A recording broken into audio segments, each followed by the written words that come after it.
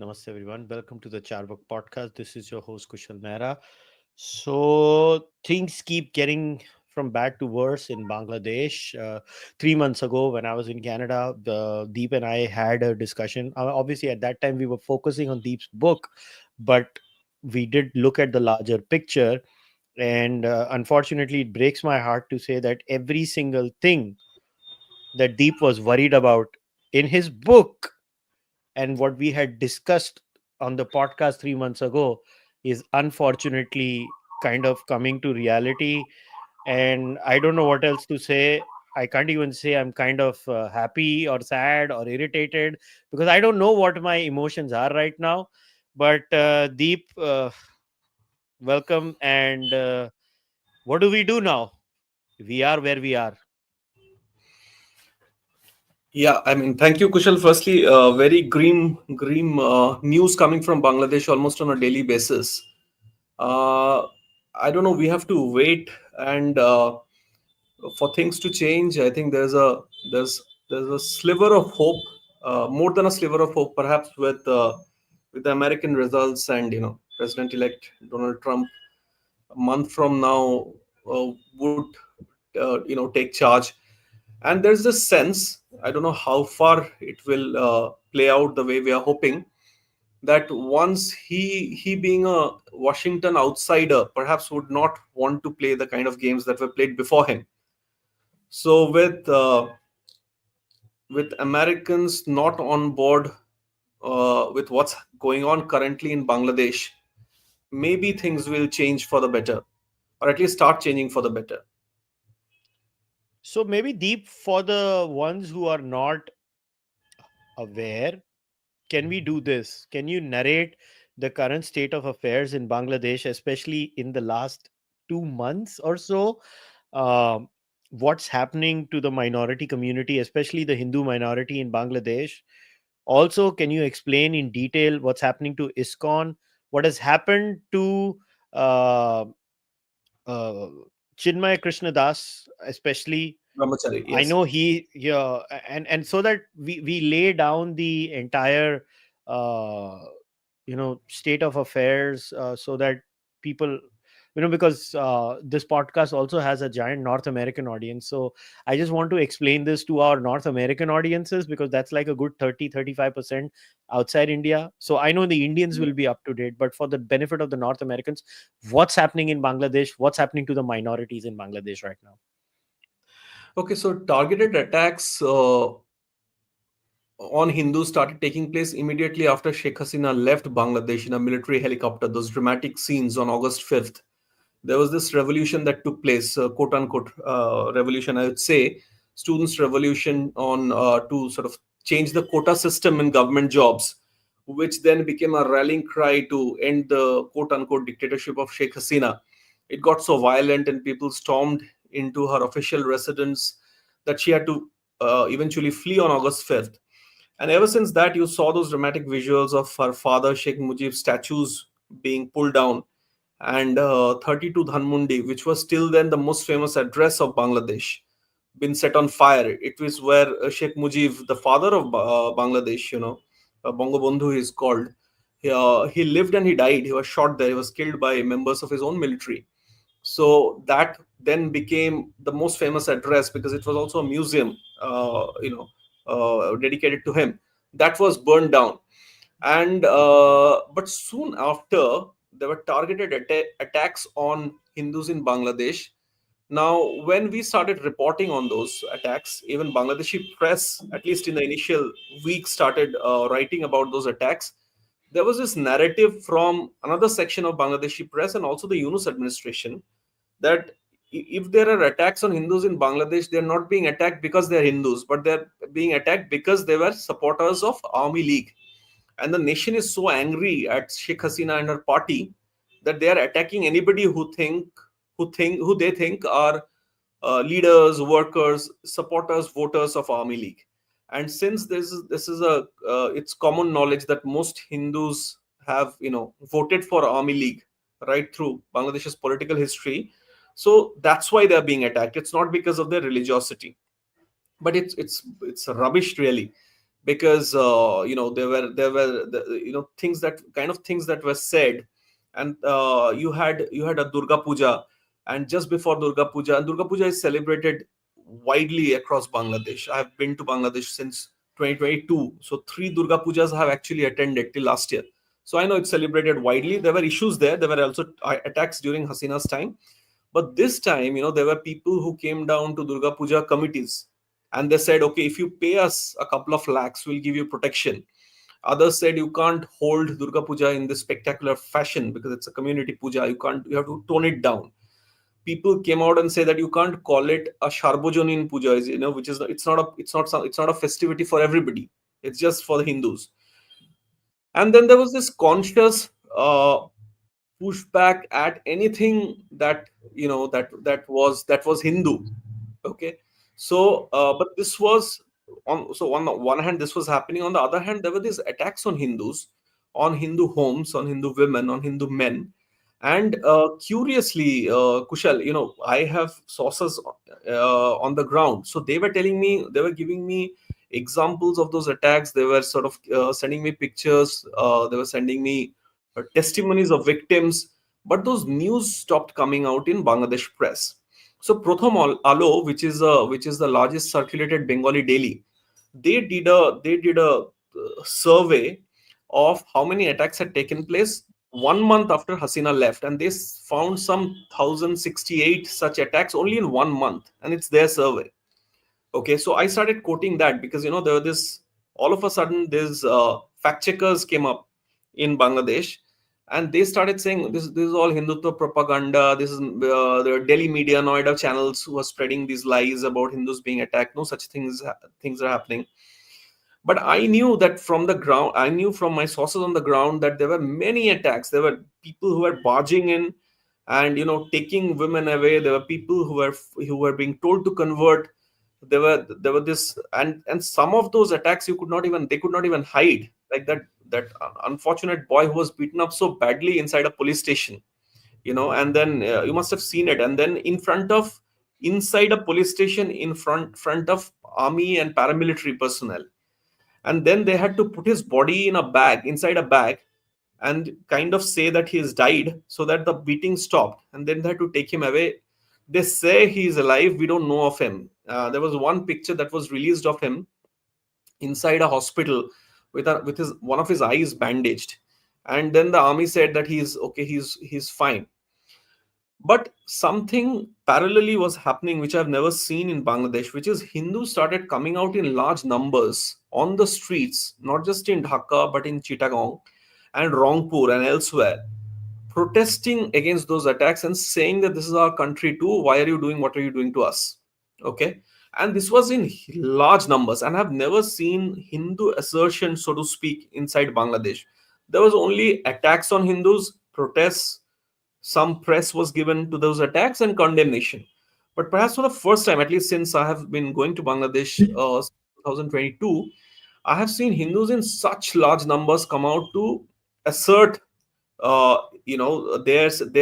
right to live in that country. So this was a fantastic thing, and they formed groups. Now, one of those groups was this group which was led by Chinmay Krishna Das Brahmachari, who's an ex-ISKCONite, an ex-ISKCON monk. So he became the de facto face of the resistance, Hindu resistance in Bangladesh. Okay, and everybody rallied around him. So he's firstly a monk. He's very charismatic. He spoke up for Hindus. He did not speak about violence in the face of extreme provocation. He spoke of oneness and communities staying together.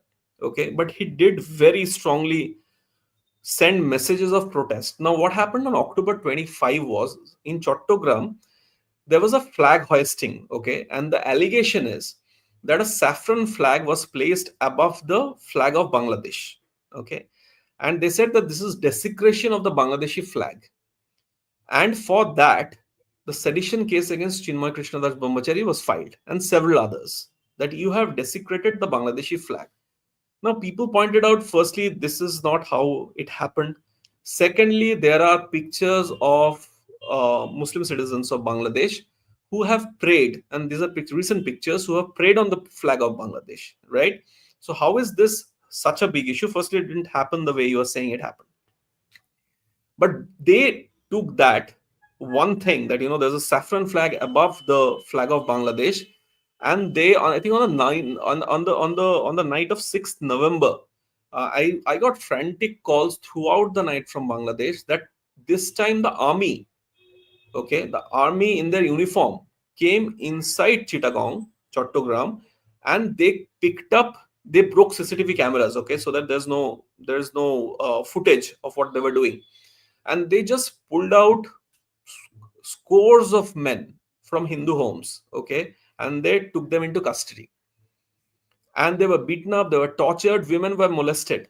This is by army men, okay, women were molested, and there was almost pin drop silence in Bangladesh on that. But I think what actually happened was that while the attacks were taking place and the attacks did not stop, and they wanted to float this narrative that, first, that they're not being attacked because they're Hindus, but they were Army League supporters. And then they said, oh, it's not what you are saying it is. It's a Hindutva narrative to sort of, to discredit the Yunus administration. But when internally such large groupings of, Hindu protesters started asserting themselves under Chinmay Krishna Das Brahmachari, that's when they got scared. Okay, there were a huge number of people. So they put out this sedition case, and now finally they have arrested Chinmay Krishna Das Brahmachari, and not just him, they have arrested 2 other ISKCON monks. So ISKCON, though he is not part of the ISKCON anymore, but ISKCON has now stood behind him, and they perhaps think that by taking away Chinmay Krishna Das Brahmachari from the protest sites and putting him in jail, they would somehow be able to scare Hindus from coming out in large numbers and protest. Okay, so that in a nutshell is what happened. Meanwhile, the attacks continue. The attacks continue, and the Hindus do not have a leader, so to say, because this guy had become, Chinmay Krishna Das Brahmachari had become the de facto leader.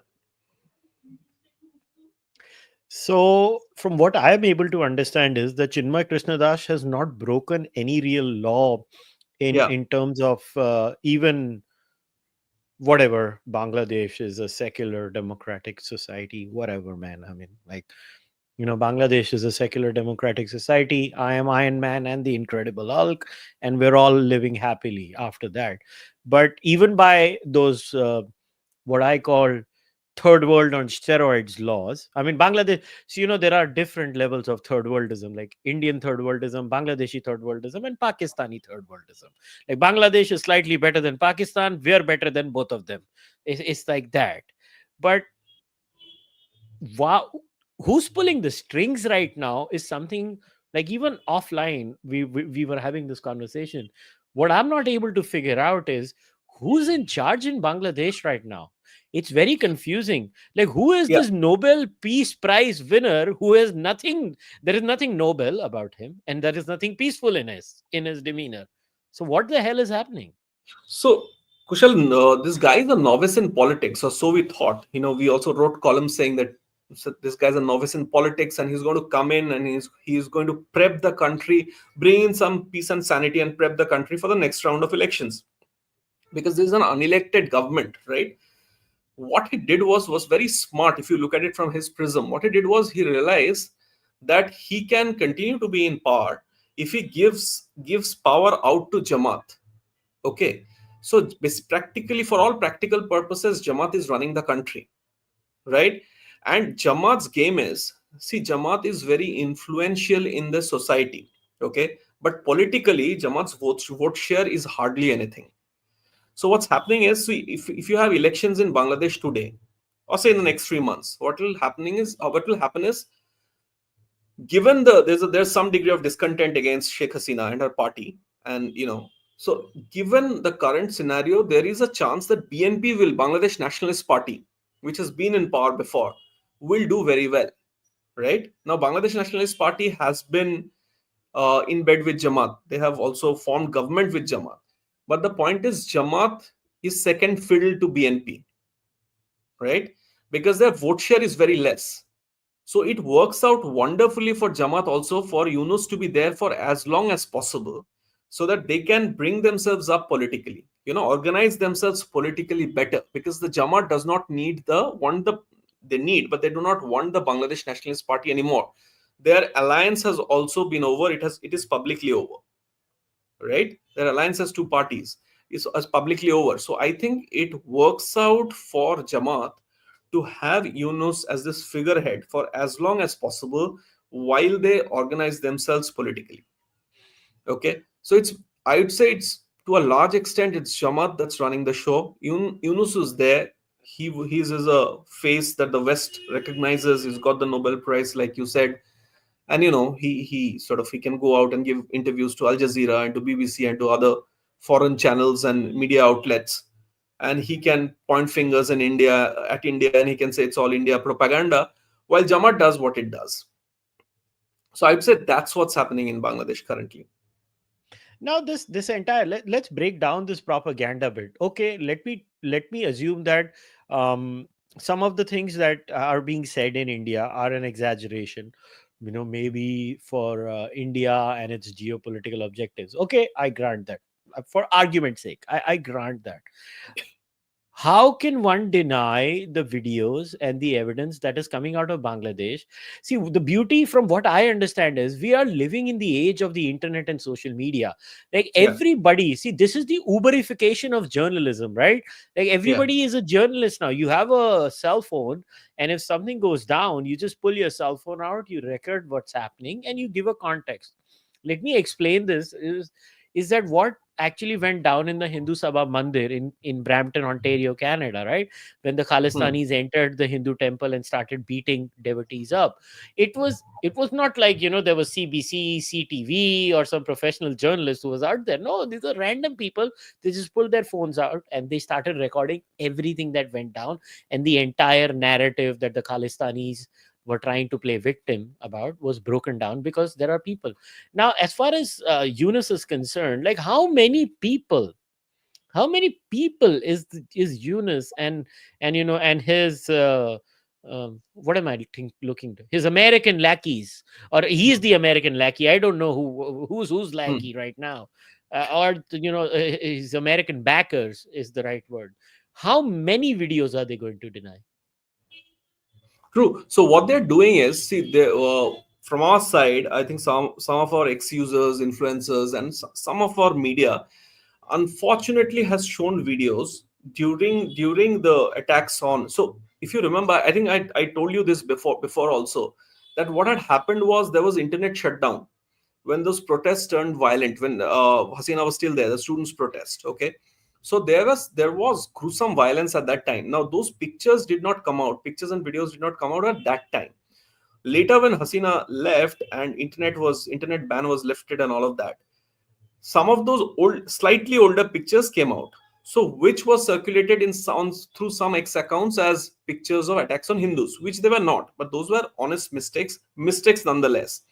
So now what's happening is, when such huge instances of attacks are taking place, some video or some picture, maybe a day old, 2 days old, month old, okay, which somebody is making a mistake in saying that, okay, this is from today or this is from this region, and their fact checkers, which happens everywhere, their fact checkers are saying, oh look, all this is propaganda, which it is not, because now you can't even hide it, because it's happening in such large numbers. And that's something I'd written in the book, that it's the see, even during Hasina's time, Kushal, people used to say India Bangladesh strategic partners, Bangladesh India friends, and all of that. But I know the civil society, there was palpable India hate.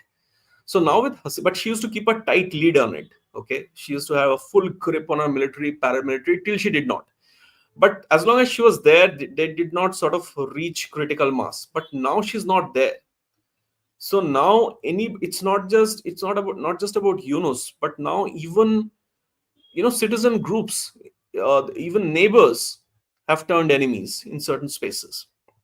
So it's not just Jamaat necessarily, or parts of the army, or parts of the Yunus administration, but now the India hate and the Hindu hate is almost out in the open, right? So now you can't even hide it. Now saying that it's India propaganda, Noida channel propaganda, it won't sort of won't help you, because it's happening in such large numbers.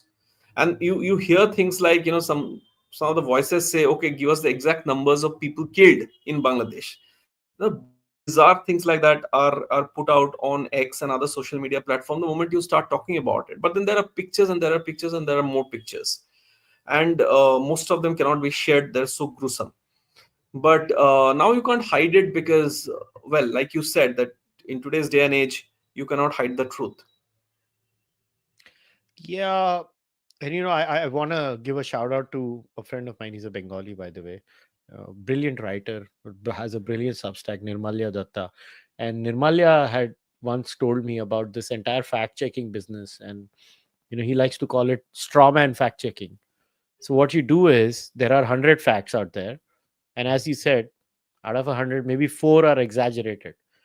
So, what you do is you pinpoint the four and you Yeah, say the 96 are false. This is classic straw manning of an argument where yeah, at a statistical range, it's statistically insignificant. Yes, four mistakes were made, but you keep on, regurgitating the four and ignoring the 96, and lo and behold, we have debunked the narrative. Apparently, yeah. there is no Hindu genocide. Now, if there was no, and this is a genocide, like this fits the definition of a genocide, because if we look at the numbers, right, from 1947 onwards, after the Yes, partition, Hindus were like what, 21%, 22% of the population of East Pakistan at that time. yes, Because see, yes. people care, And now it's 7.9%. 7.9, right? And So I mean, that is a must be, genocide, right? yeah, and must be less by now. Yeah, it must be less by now. But in such a scenario, I mean, we've also heard reports. I don't know if they're true or not. Uh, are these reports true of attempts to collect jizya, attempts to rape Hindu women? Unfortunately, what happens with me is, because of the platform, I get a lot of emails. Now it's second to like, it's impossible. Like, अभी कुछ होंगे, I will privately reach out to you कि यार दीप मेरी मदद कर दे, please can you verify this for me. And you must be inundated with 5,000 more emails than I Yeah, am, because you're the expert in Bangladesh. I'm like, I'm a bit more, towards Canada and India now. So whenever I get an email from Bangladesh, I get so confused, like, because my brain says कि अगर मैंने एक गलत चीज news share कर दी, तो मैं वहां के हिंदुओं को डिसएनफ्रेंचाइज कर दूंगा, उनकी बैंड बजवा दूंगा मेरी मिस्टेक की वजह से. So I am really worried. But like, how many of these news are real? Like, I see so many videos sent to me on email, and at many times on online, like, where where and how do we, like, let's say, you're such a veteran journalist, and especially your expertise as an author, as a journalist in this area is so far ahead of what I know. How, let's say, if I want to ask you this question to learn myself, so please try and understand why I'm doing this. Let's say मुझे email आया, मैं उसको verify कैसे करूं? बहुत difficult है verify करना, because like I said, when I saw that these fact checkers are trying to pick on you, okay, anybody who's writing on what's happening in Bangladesh. So what I did was I went into their websites, okay, and I picked up news from their websites, news of attacks on Hindus on their website. Something very funny happened. So for instance, I attributed it to the source, okay, this guy Utsav, who was attacked inside a police station. So I said that, so their website said that he was killed, so I put out he was killed. The moment I put it out and it went viral, they removed the link and then they put a new story saying that no, he's not been killed, he's just been attacked, okay. So then I realized, okay, this can happen. So I started taking screenshots. So if they remove the link, at least something stays. So then they started getting very cautious, very cautious. So now there's a pressure from the administration, so I hear, to not even carry those news. So it's very difficult to say. I have my sources on the ground because I've been going there for so long. So, but I can tell you this, like for instance, there was a piece, not a piece of, I won't call it fake news, but a mistake that was made. So on the day Chinmay Krishna das Brahmachari was produced in court, and he was denied bail, I don't know if you know that a lawyer was killed, a Muslim lawyer. Okay. Now, certain media outlets ran the story that Chinmay Krishnadas Brahmachari's lawyer has been killed. Now, he was not his lawyer. He just happened to be there. Okay. But the in a hurry or whatever, there was some information that came out from there. So some Indian channels said that his lawyer has been killed. But the funny thing, it's not a funny thing, it's extremely tragic. But he was killed because his killers also thought that he's Chinmay Krishnadas Brahmachari's lawyer.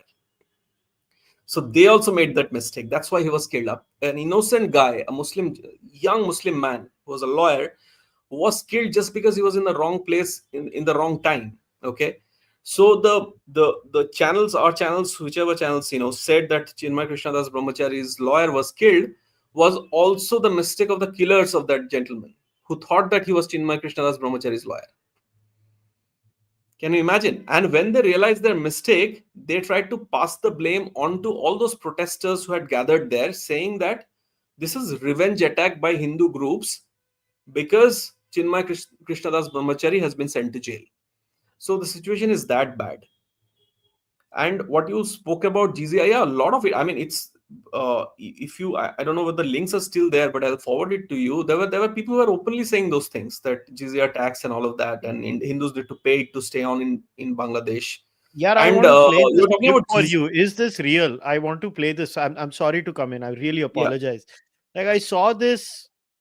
Is this real that this is happening openly? Like, just listen to this. yeah,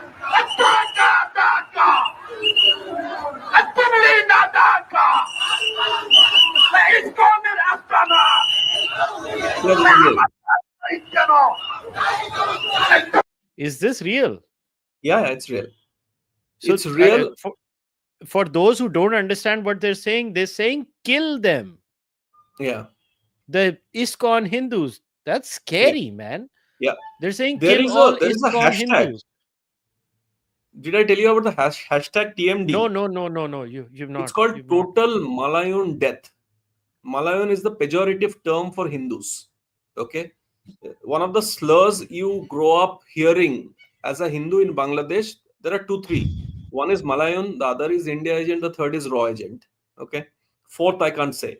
So, Malayan is a very commonly used slur for the Hindu in Bangladesh. So, there's a hashtag with thousands of pages saying total hashtag TMD, which translates into total Malayan death. I put out a tweet saying it. Can you imagine? So there are people who are tweeting hashtag TMD and making memes and stills from films and making jokes out of it. Yeah, and is this news true of Bangladesh stopping 63 ISKCON brahmacharis from crossing into India? Is this news true? Yes, yes, yes.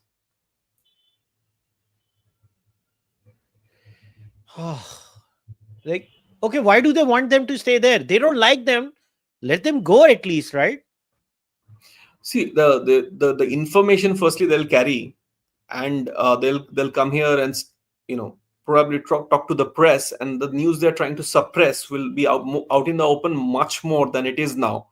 Here you can still say propaganda. See, they're also trying very hard to break Hindu unity, and kind of have some Hindu group that will come out and say that this is all Indian narrative. It's not what we are saying it is. And I think they're almost successful. Among they have been able to corner a Hindu group into sort of, I think, very soon, saying that it's not as bad as you think it is. I mean, I have seen videos of them attacking our temples, Yeah, breaking murtis.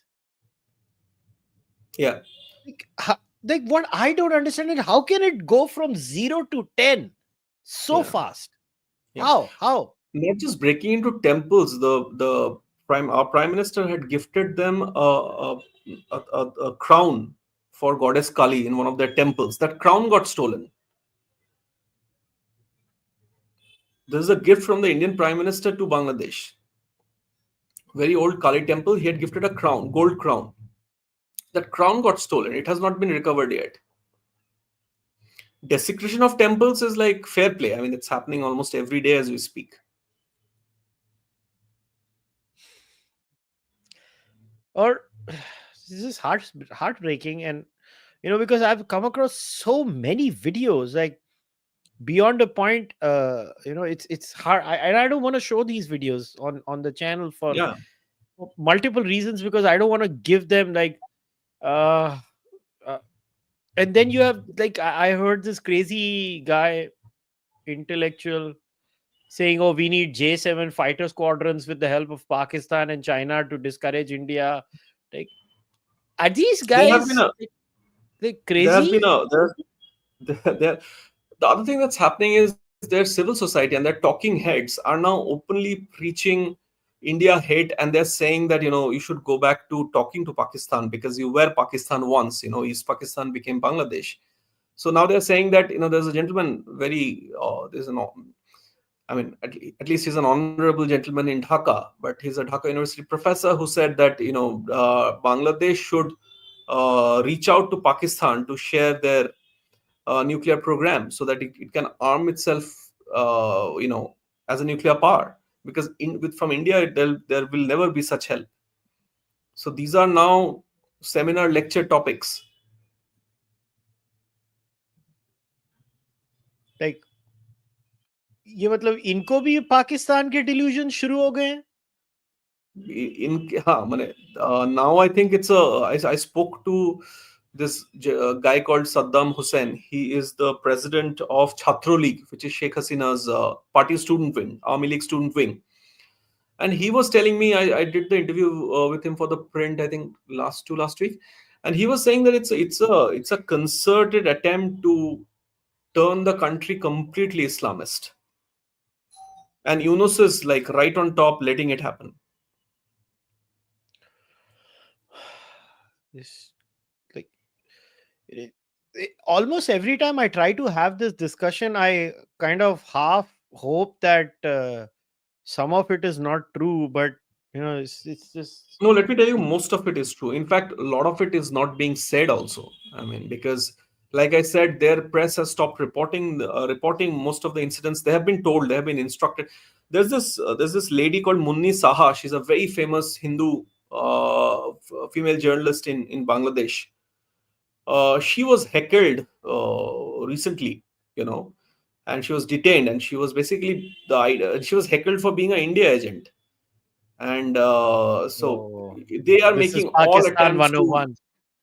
yeah, they're making all attempts to shut you up. So if you they're doing all they can to, their phones are being hacked. I was supposed to speak to members of the press and ISKCON and all of that, and their phones are getting hacked, and they're saying, Dada, let's use some other method of communicating, because we are being snooped upon. And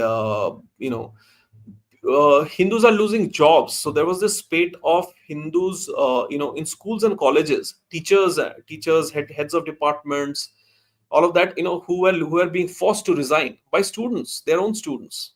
You know, so in today's Bangladesh, if you are Army League and if you are Hindu, you are done for. What happened to the Bangladeshi atheists, the bloggers? What happened to them? Bangladeshi atheist bloggers could not even survive during Hasina's time. Most of them are outside the country.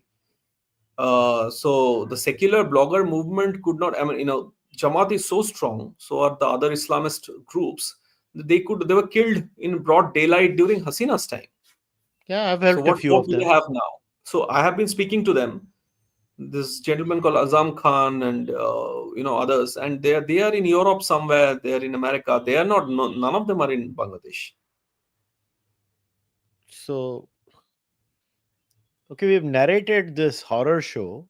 Deep, now let's focus on the second half. What the hell do we do? Like, what do we do? Okay, you and I have a slightly prominent position, not a very prominent position in our society, but we can be a voice for some of them. So first, and I want to break this down in two ways, right?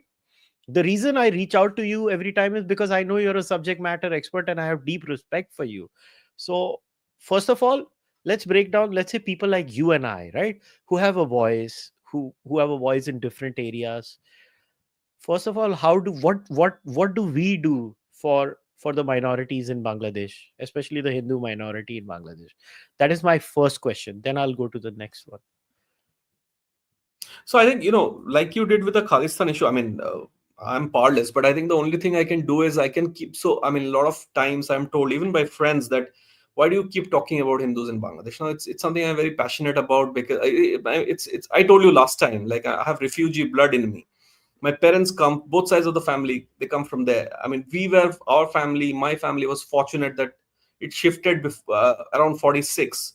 But it's just that it's a matter of time, right? I mean, there were others who did not shift at that time and who stayed on, hoping that okay, things will get better, and things did not get better. And here we are in 2024, looking at this genocide as it keeps happening.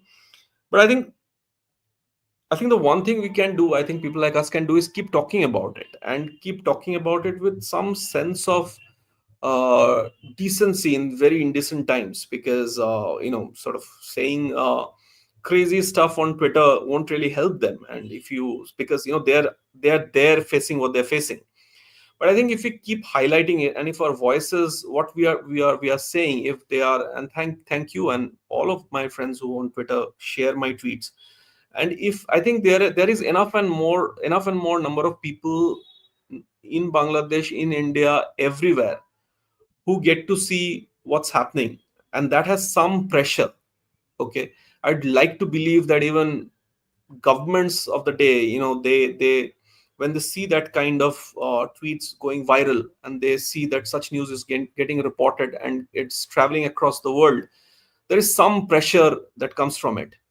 So I think on our part, we should keep doing it, even if people tell us not to, and people tell us, discourage us by saying that it's part of a propaganda. I mean, really, what propaganda does it? I mean, what do I gain from doing this propaganda? Nothing. So I think for us, I think what you did with Khalistan and continue to do for Khalistan, and we are also doing for Bangladesh, I think we should keep talking about it. Even those of us who do not have roots in that part of the world, but there are as Sanjeev Sanyal had said, there are Indians we have left behind. I mean, he said it at the launch of my book, and you know today they are being killed for two things: for being Hindu and being pro India. And let me tell you, Kushal, many of them do not even think that way. They think of Bangladesh as their own country. That's why they didn't leave. And they're the subject of many jokes, even from this side, that why did you not leave? Why did you stay on with quote unquote people who do not want you there? So I think it is a time where you do not sort of you do not abstain from saying what you need to say. Even if it's repetitive, I think you keep saying, keep hammering, keep going at it till something happens. I mean, it's frustrating. We all spoke about Chinmay Krishna das Brahmachari. He was still sent to jail. Okay, but there have been instances about one attack, or an attack that was supposed to take place. That was, I mean, people had come and threatened, and it came out on Twitter and it came out on Facebook, and that attack did not happen. Right? There are people coming out on the streets in Calcutta, and it's my city. I was amazed, because I one of the common grouses of the Bangladeshi Hindu is the Hindu from West Bengal do not speak for us. Okay, they do not care for us. They do not speak for us. They come here. They move around Dhaka. They sort of they see theater. They go to music concerts, but they do not care about about our condition in Bangladesh. But today there are people who are saying that doctors. There's a top doctor, Dr. Indranil Saha, who said he's not going to treat patients from Bangladesh, because Bangladesh cannot desecrate the India flag. Bangladesh cannot let Hindus suffer like this and then come to Calcutta and get treated. Okay, so he said he won't treat Bangladeshi patients, and then there are hospitals who are saying the same. So I think all of this will amount to certain kind of pressure on the Yunus administration till such time is there. I think from our end we should keep doing it, and we should of course try. I said this last time also. We should try as much as we can to verify the news coming in, you know, and put it out, because like you said that, if out of 100, 4 turn out to be fake news, those 4 are highlighted, and then it's said that, look, these people are spreading fake news. So I think we should keep talking about it. We shouldn't be talking less, we should be talking more. Yeah, I couldn't agree more with you. My biggest problem with the discourse sometimes on social media is that, it is like, it's not like I'm not angry. It's not like you're not Yeah. angry, but it's what you do with your anger, and Yeah. what is the most effective strategy at this point of time. Let's say we make some crazy statement and we Yeah. say, uh, jala do, mita do, kind of a thing, an eye for an eye. Okay, yeah, you're sitting here. First of all, Yesterday, this yeah. is I mean, not the yeah. this is not They have to 1971. suffer. What you are saying, yeah. Yeah, this is not 1971. There is no Mukti Bahini. There is no support for Indian intervention militarily Yeah. in that sense. I Yeah. I constantly hear this, like, do people realize military operations cannot, how do I say, military operations cannot be successful until and unless there is some support for it on the ground. The best example is is the Americans in Afghanistan. Yeah. What, they were there for almost 20 years. They could not make a headway. They never had support beyond, bits and bobs of Kabul. Yeah. Beyond Kabul, they never had the control over the Afghan society.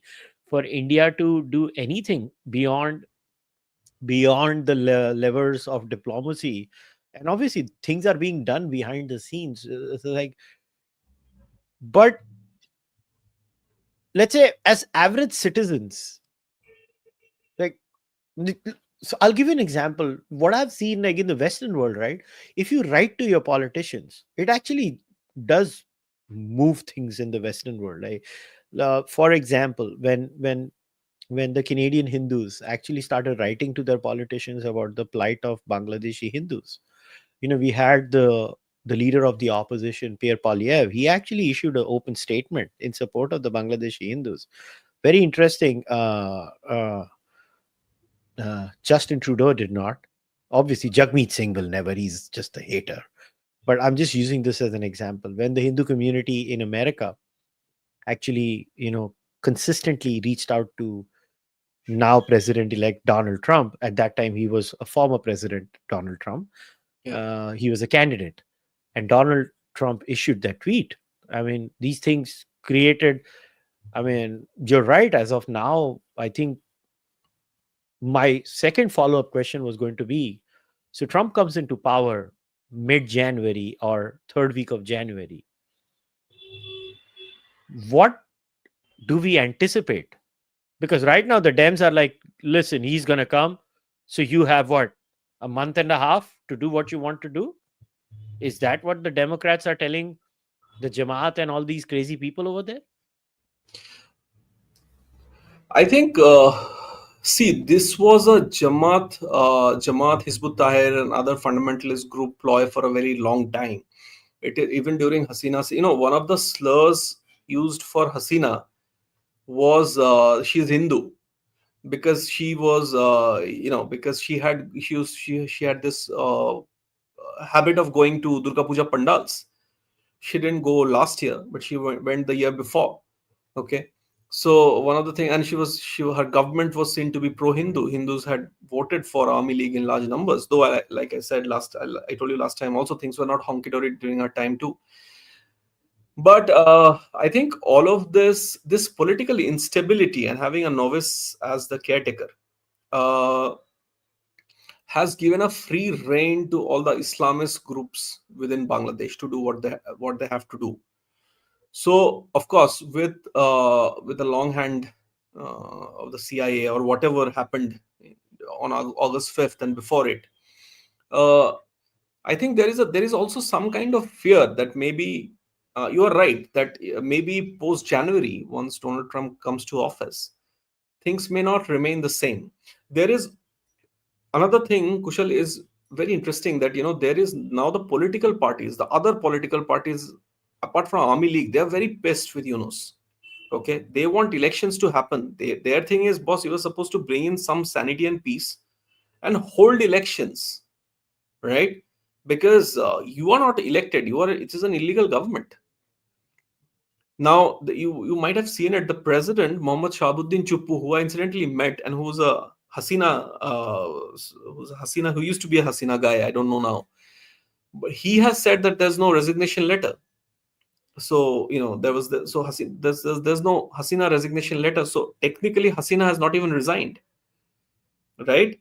So now there is a clamor in Bangladesh for some sort of political formation to head a government through an election. Okay.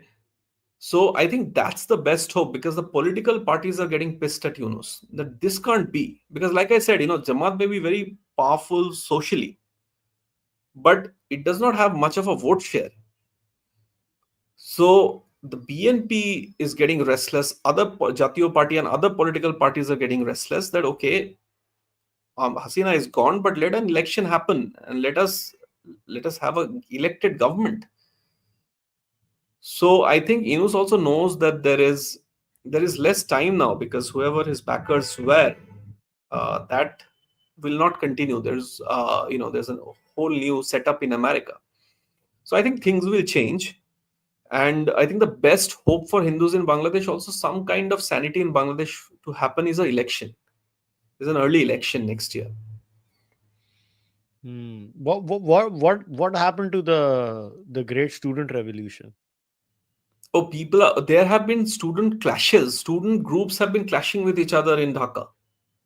Wow. They're beating each other up over flimsy issues, and they have lost legitimacy. Now the students, all these student coordinators, they're saying they'll have their own political party, but I think they are being found out for who they were, because most of them were Jamaat Shibir guys. Yeah, that's the student wing of Jamaat. So all these secular democratic ideals with which they sold a revolution to fellow Bangladeshis, also to the world, now is sort of seen for what it was. Yeah, the old adage, people don't like it when I say kids are stupid. So Yeah. I always get proven right. Kids are stupid, and you should never listen to children. There I was mean, huge support for that student movement, quote unquote student movement, right here in Kolkata. Okay, there were all these big colleges and university campuses. They came out, they sort of put up posts saying, this is true revolution and all of that. And finally, a dictator has been toppled. Now they're all quiet because they're seeing what's happening. mm, And so much for a student revolution. yeah, I mean, honestly, just look at it, right? Oh, you guys don't understand. You Indians have your selfish interests. Listen, like, what selfish interest does India have in its neighborhood? Like, what? It doesn't want to die. It doesn't want Bangladeshi Hindus to die. Is that a very bad thing to want? Oh, Sheikh Hasina was bad. Now, at least now, let's spend a little bit of time on this entire Sheikh Hasina is in Yeah. India. Oh, look, India, Sheikh Hasina is an Indian agent. Like, I think India should openly let her roam around in India. I don't know why we are hiding her. I honestly don't understand. Why are we hiding her? Like, does that make sense to you? Except for the fact that there would be a huge security threat. So if something were to happen to her, so that would be on India, because the number of Bangladeshis in India, Kushal. So in every big city, so you don't know who's what. Okay, there are Bangladeshi students in Delhi, in Calcutta, of course, in Bombay, everywhere. So if something were to happen to her, that would be terrible. Hmm. This is actually, I wanted to ask you this question also. Now, one of the things that I actually feel that India can do is actually discuss with the UNIS government that, listen, if you don't fix this, like, do we talk to the army then directly in Bangladesh is also something that I'm wondering. Whosoever we talk to, whatever is allegedly in power and in control over there, and we tell them that I mean, I keep hearing weird figures of number of Bangladeshis in India. Like it roams around from 1 crore to 4 crores. I don't know कौन सा real figure है किसी को कुछ मालूम नहीं है. Yeah, very सब hard to say. very hard to So, say. सब yeah, हवा yeah. हवा में ये कर रहे हैं. Now the point is that do we then say that we're going to send every single Bangladeshi back if you don't do this? Is that the leverage India has? I think if not so drastic, but we should go beyond what we are saying. I think it's even that's becoming. I mean, the tone in which Bangladesh is talking back to India is not going down well with anybody. And I mean, that's false bravado, but still, I think we should, and I think we will. But I think sooner the better. We should sort of turn up the heat for the Yunus administration, because condemning what's happening, saying that this can't go on, is clearly not enough. Yeah, I mean, what I don't understand is like one aspect of Indian foreign policy is that obviously, we know that behind the scenes, stern words are always said. Yeah. I mean, it's obvious. Everybody knows that. Like everybody who understands these things knows that. But what's the big deal for India to actually calm the population inside India down by giving, like, I never see, like, for example, right, the one problem I have with Indian politics is that, like, in American politics you have the president's press secretary coming out regularly giving you updates on foreign policy issues, local issues, etc. In India we don't have that culture. We don't have a government that likes to communicate with its population, and it just creates this absurd sort of anxiety in the populace in general, and it creates an impression for people that the government is not doing anything. I understand the government can't share everything, obviously. It's natural. But do you think the government of India's communication as of now on the Bangladesh Yes, I think issue? that's what. I'll share an anecdote with you. In 2022 December, the former Home Minister of Bangladesh, Asaduddin Khan, was in Delhi to meet Amit Shah. Okay, and I happened to meet him. He's also. I mean, there are reports that say he's also currently in India. Okay, though Bangladesh doesn't. I mean, Bangladeshi press says that they don't know when he came here. But I happened to meet him in Taj on the very day he met Mr. Amit Shah, and let me tell you that he was seriously rattled. And this was exactly a year after targeted attacks on Hindus took place in Bangladesh. Okay, over a piece of fake news. We have discussed this when a copy of the Quran was placed on the feet of a statue of Lord Hanuman, and he was seriously rattled. And it was exactly a year later he had come to Delhi to meet Amit Shah. So he didn't, of course, say it to me in so many words, but I was scheduled to do an interview with him at the Taj because he was in Delhi, and I thought it was a good opportunity. But all he managed to say was, "You come to Dhaka and we'll talk. You come to my house, we'll have a meal and we'll talk." Okay, and what my sources in Delhi told me that, I mean, strong words were used to convey to him that, look, this can't go on. What happened in 2021 can't happen, right? So behind the scenes, like you said, I'm sure India is talking. There are people who are talking to their military, to Yunus, to probably other stakeholders. But yes, that communication is not going out now. That must be the strategy. But at times like this, when people are very disturbed, your own people in India are very disturbed with what's happening in Bangladesh, I think, you should not. I don't know whether it's how smart it is to come across as not very strong. I don't know whether of course you're doing things which no others can't see, and of course you can't say much of those things out in public. But I think some communication should go out, that okay, we are there, and beyond mere condemnation we are doing things. So you're right there that, at such times you shouldn't sort of come across as people who just issue statements of condemnation. Yeah, I mean, I just find it I mean, sometimes here it's you like, are, you are the face of resistance, Chinmay Krishna Das Brahmachari, detained at the airport, then taken to court the next morning. There is an outcry, bail being denied, he's being sent to jail. Everybody knows he's the face of the Hindu resistance in Bangladesh. And then you put out a statement from the MEA, and then they put out a counter statement like, why is India talking about our internal matters? I mean, even if you're doing something that others can't see, you need to do a bit more to communicate what you're doing, you know.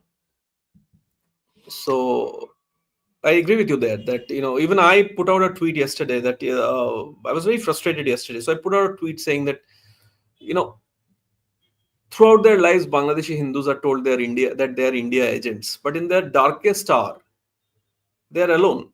So I mean, in the WhatsApp groups that I'm part of, and there are a lot of Bangladeshis there, and also people from this side, and they're saying that, boss, either just putting out a letter, what will it do?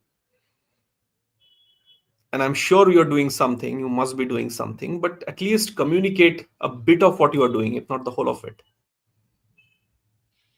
yeah, I just think the Indian government could do better and communicate a little more clearly. Do you think the average Hindu, if they reached out to the government of the day, trying to, you know, have these things sorted out, do you think that would change the way the Modi government is communicating? Do you think if the average people start writing to their MPs, their MLAs, and stuff like that, do you think that would help? There will be some pressure for sure, and especially from areas where you share a border with Bangladesh. I think if more and more voices are heard and highlighted, like I said, I think it would at least force them to say something back, whatever they're planning, or uh, you know whatever they're planning, they can't of course say. But I think they need to, like I said, they need to say a little more than they are.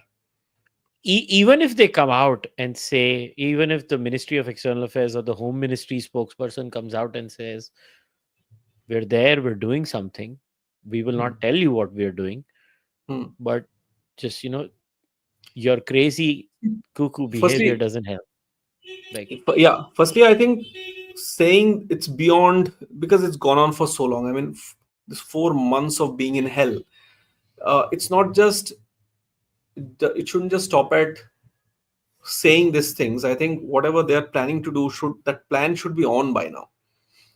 Like, people should see some change on the ground, if there is a change, uh, because it's really, really grim. I mean, we have the luxury of sort of, meeting like this and talking on the phone or tweeting. I mean, imagine them. I mean, you don't know what's going to happen to them tonight. do you think there is any hope now? I know the Jamaat was banned under Sheikh Hasina, No, it's but not do you banned think, anymore. The ban's yeah, it's off. not banned anymore? So do you see any hope that India can pressurize? Because someone has asked, can the Jamaat again be banned using Indian pressure? Jamaat is now saying that it's willing to talk to India. Jamaat is saying that, why is India not talking to us? Jamaat has gone out and said during election, during Durga Puja, that temples, that Durga Puja pandals will be guarded by madrasa students. So I mean, it's worse than that. It's not just Jamaat. So I think there are other extremely radical groups like Hizbut Tahrir, who are now, Jamaat is leaving the dirty job to them. So banning Jamaat, I don't know how in today's Bangladesh. It's not just, like I said, the rot in the civil society, and this is something even Bangladeshis, those elite Bangladeshis do not understand about their own country. That the rot in their society is so deep that even a change of government won't fix it now. But I think at least a government, elected government, perhaps will bring down this regular incidents of attacks. The another question that was asked by a viewer was, What do we do about this hatred? Like, is there something we can do to change this hatred that they have for the Hindu and India over there? Forget who rules. Like Sheikh Hasina, she basically controlled them through an iron fist. That's why, it was what it was. But how do we change this? Like, is this just inevitably going to be another Pakistan? It's Pakistan by another name already, Kushal. I mean, um, now the even the pretense is not there. Uh, Now they're now, now Jinnah's death anniversary is being sort of celebrated and commemorated, and you're talking about how great Jinnah was. It was unthinkable even like 3 months back, 4 months back. Now they're talking to Pakistan. Now they're trying to go back in history and trying to find out the common links with Pakistan. They're forgetting the millions who were massacred. They're forgetting the rape camps that were set up by the West Pakistani army. They were they're forgetting the history of their Mukti Juddha. In fact, they're trying to wipe out 1971. Okay, their birth story. They have brought down. I mean, imagine a country that disrespects to this degree its founding father.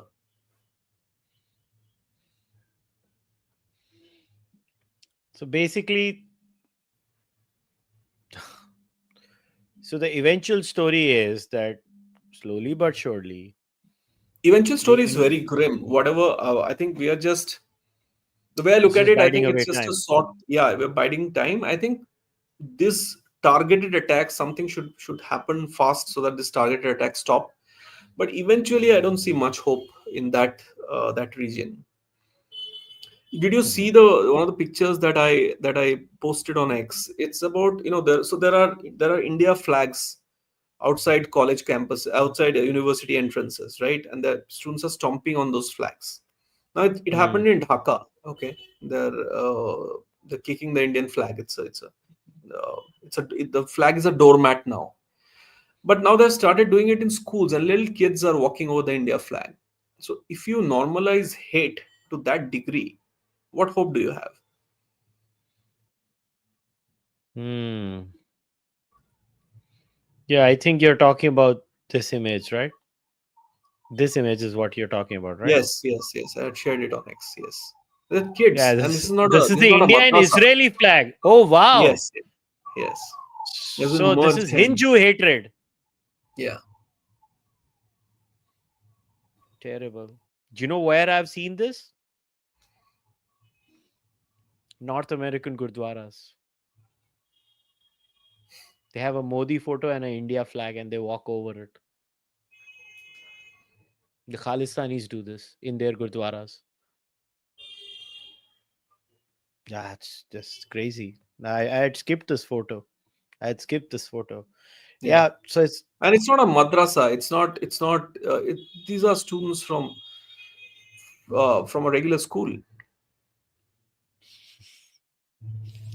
I mean, imagine the yeah. generations you're bringing up with this hate. So you think eventually a change in government, Yunus going, Jamaat, a lead on Jamaat, all of these things will help Hindus in Bangladesh, or even India's relation with its neighbor eventually. No, it won't. We're just biding time. Well, then what do we do with the one? Like there is 1 crore plus Hindus there. Yeah, one point more than 1.3. Yeah, I mean that's a lot of Hindus there. Like we can't just pick They, them I up know and for a bring fact, them in most of India. them now. Yeah. So Taslima Laslin's Lajja, the banned book that was banned You know. in Bangladesh, which made her sort of target for Islamists and also famous worldwide. So it spoke about this fictional Datta family, Bengali family, who did not leave during 1971 when again there were targeted attacks on Hindus. But this book begins. The story of this book begins after the fall of the Babri Masjid. Okay, and the Babri Masjid falls in India, and Hindus are being attacked for that in Bangladesh. Okay, and when the son becomes a drunkard because his sister has been taken away by a mob. Okay, and then her body is found in a river. the father who used to sort of get angry at his neighbors for saying let's go to India. So at the end of the book, which is now a play, he says to his son, okay, let us go to India. Okay, and this is 1991. Okay, and this is 2024. And even like 2 years ago, I have been to Bangladesh. I've spoken to Hindus who said that whatever it is, it is. I mean, we are born here, we'll die here, and our temples are here. But I think this time they have pretty much made up their mind that we can't stay on. So, is there any hope? Sheikh Hasina's son says he has no interest anymore. So, how are we going to manage this? Or eventually, basically, we do a 1971, we create an excuse, we do a 1971, and we basically do a carving out of a space for them then. That's What do one we of the do? things that are that's one of the things that is being talked about. I don't know what the government plans, but eventually there is no space for the Hindu in Bangladesh. This I've often been accused of not saying things directly, but looking at Bangladesh for the past 3 months, there's no other way of saying this. So, if even a person like you, and I know you, and even if you're saying there is no space for the Hindu in Bangladesh, it is what it is, then Yeah, because see, I mean, look eventually at the India has to bite the bullet. look at the normalization of the hate. I mean, would you send your kid to a school whoever you hate? So suppose you have a political ideology or you have sort of very strong political views.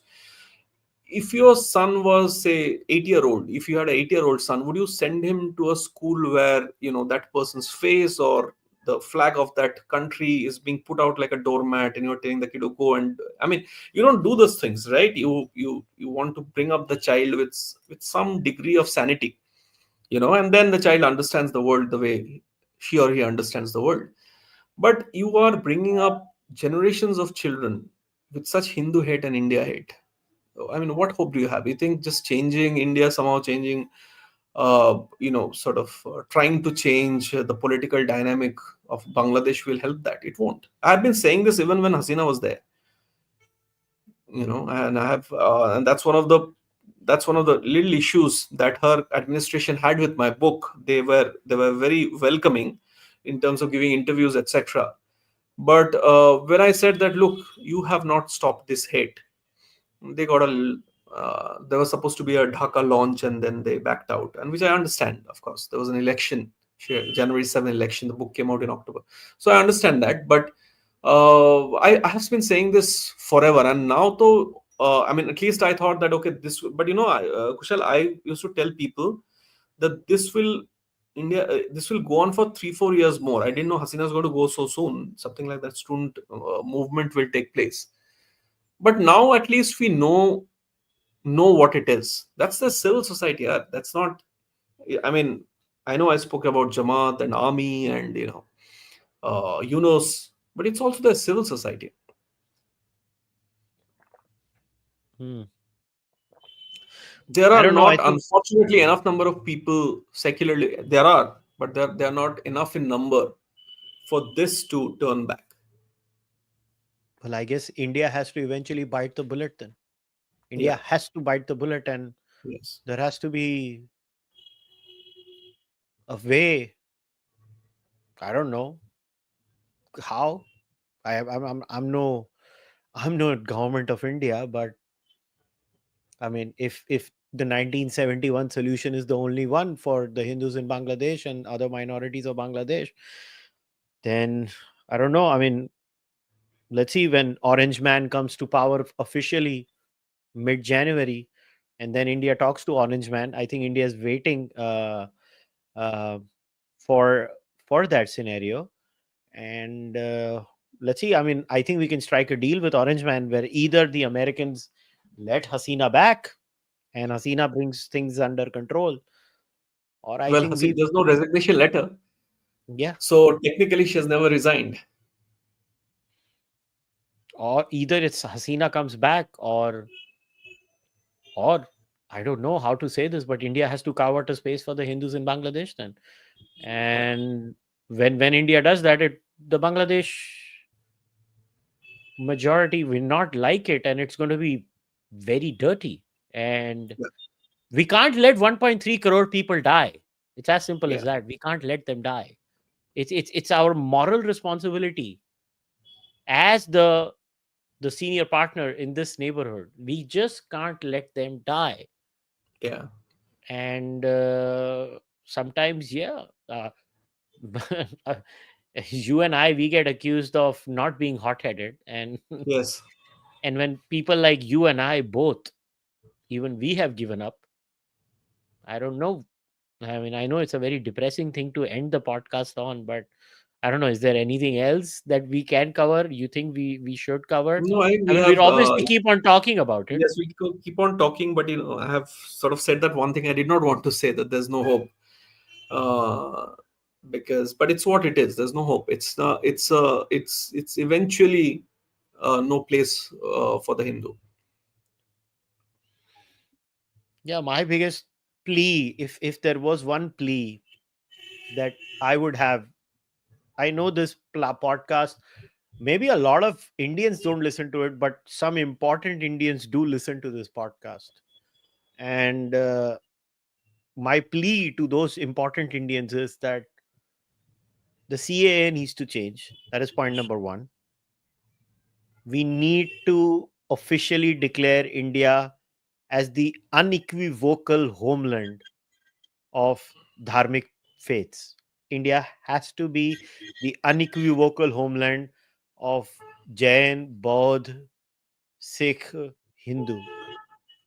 These faiths have no other place to go other than India.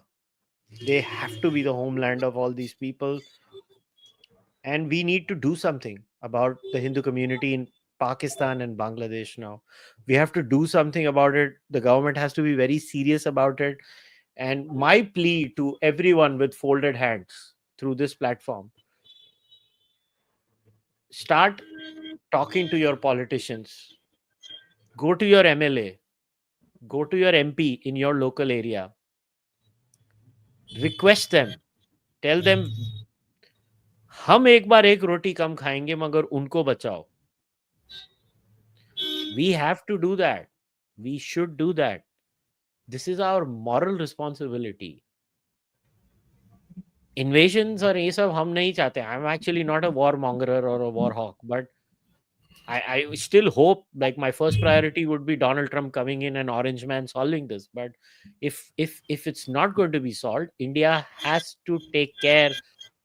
There are too many lives at stake over there, and that's all I would urge all of you who listen to this platform, wherever you are, audio, video, jo bhi sun rahe ho, just maybe we go and approach our politicians. Listen, I can tell you that I have spoken to many people inside the apparatus, state apparatus.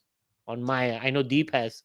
Don't assume Deep has not. Deep has also, for some of us who have a little more access than, because of the virtue of our profession, we are trying to do that. But all of you have to do that too. When the government will sense that there are far too many people in India who are concerned about this. Yeah, and I agree with Deep. When I saw those scenes in Kolkata, where average Kolkata Bengali Hindus in the Indian side have now started really being worried.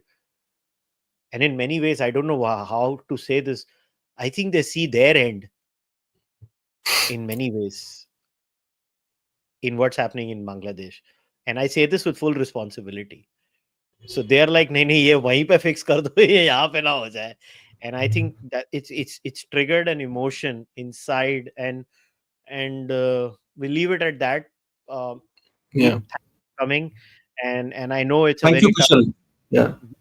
Yeah. I promise you one thing: my platform is always open for you. So whenever you want to come and talk about it, I mean, it's always there for you.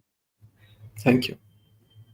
So, guys, we'll wrap it up. I know it's a very somber podcast today, but I've left Deep's details, his X handle, the link to buy his book, to his articles on the print. All the details are there in the description of the podcast. I would urge all of you to go check it all out. And as far as this podcast is concerned, I keep on insisting this is I want to create a model through this podcast where I will never do ad reads.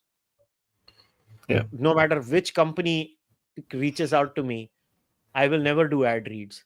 I will only rely on you, the members of this podcast, so that I can say what I want to say without an ounce of fear. So, if you can give me that strength, do consider joining the membership program of this podcast. If not, just like this video, share it amongst your friends and family members, leave a comment in the comment section, and keep fighting for dharma and keep fighting for the Bangladeshi Hindu community. They are our blood brothers and sisters, and we should stand with them, and we should stand with them without being apologetic for once. Yeah. All that bullshit secularism, it can go to hell. We stand unequivocally for the Bangladeshi Hindus, and we should not be ashamed of it. I'll see you guys next time. Until then, namaste, Jai Shri Ram.